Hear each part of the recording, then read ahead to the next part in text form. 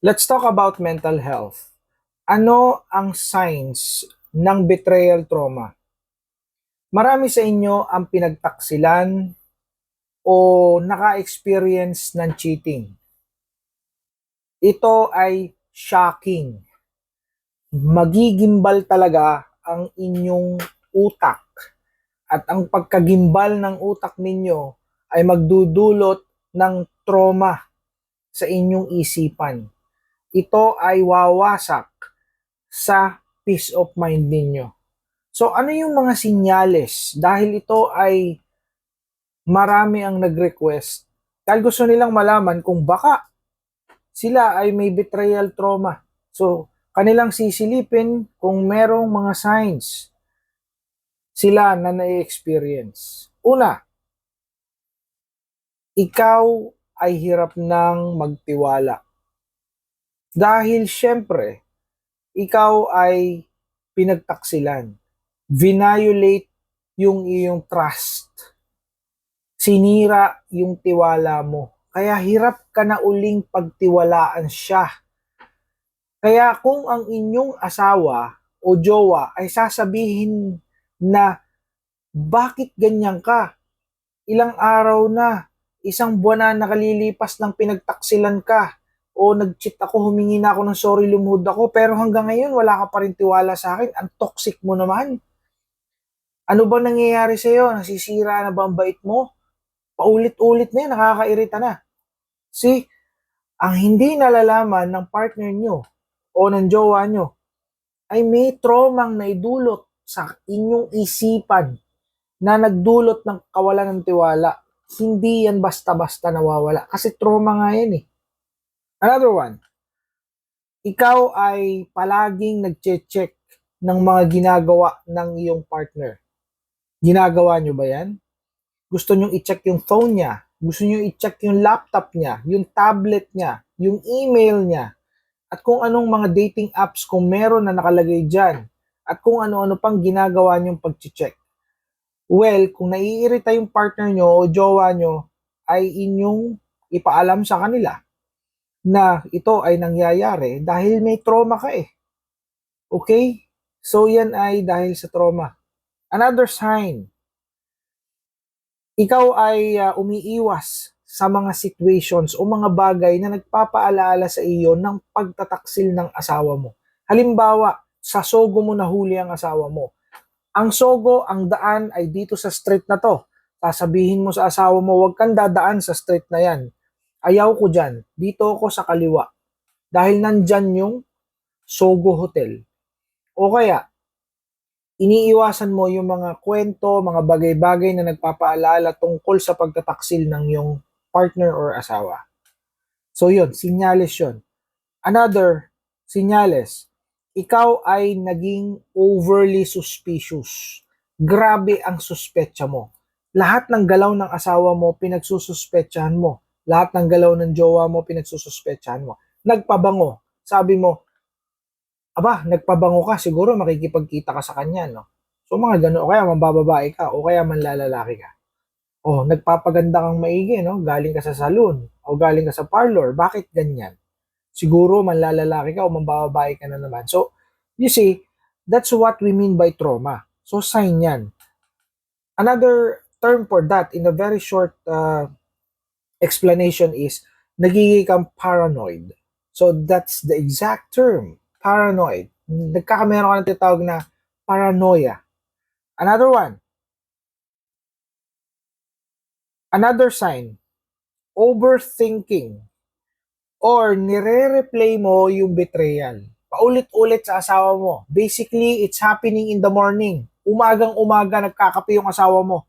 Magagalit ngayon yung asawa mo. Isasabihin ng asawa mo, ano ba yan? Nagkakape ako. Nagkakape ako. Bakit naman yan ang gagawin nating umagahan?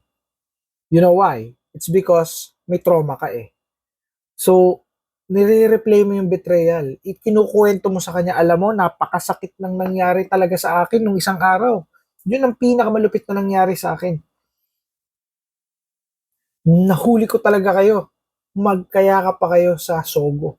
O magkapatong pa kayo. Mga ganon. 'Di ba? So it's very traumatic and it's replaying from time to time in your mind, especially nga in the morning. Or po pwedeng bago kayo matulog, mangyayari yan. That's overthinking.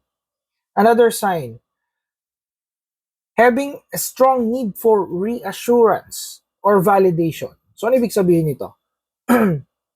Gusto mo, lagi kang binibigyan ng reassurance. Uuwi ako ng ganitong oras, alas 5 ng hapon.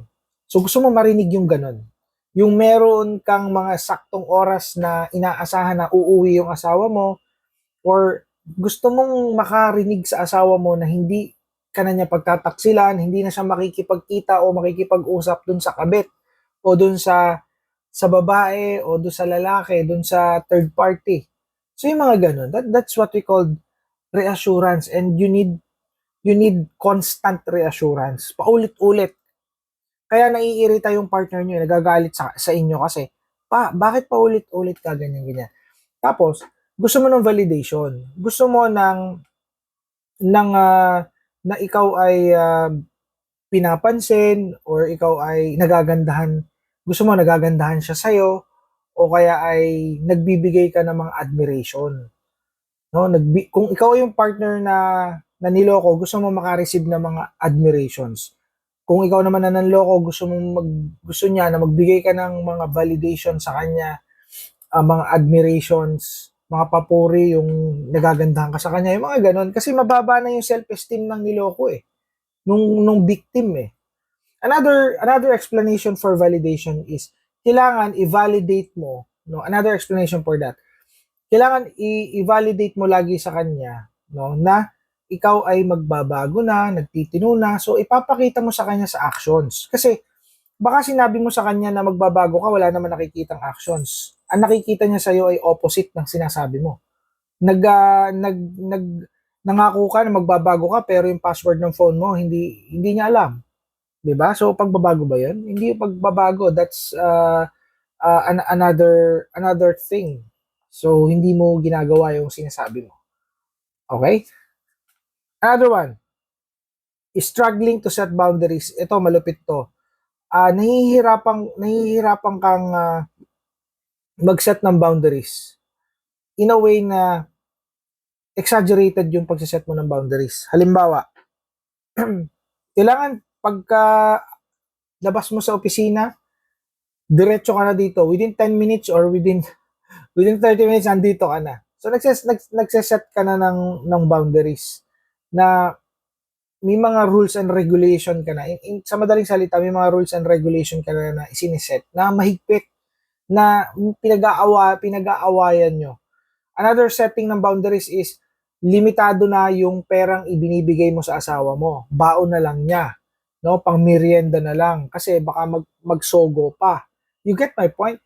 'Di ba? Ganun 'yun Nag-struggle ka. Parehas kayo nahihirapan dito This is a struggle talaga. Hirap yung asawa mo dahil binigyan mo ng 100 pesos kasama na yung pamasahe. Kasama na yung kanyang merienda at lunch. So ganun. Ganun kang kahigpit. And then kinuha mo yung credit card or kinuha mo yung debit card just to set boundaries na hindi ka gagastos bukod sa basic needs mo, di ba? So yun. Another one, staying in the relationship.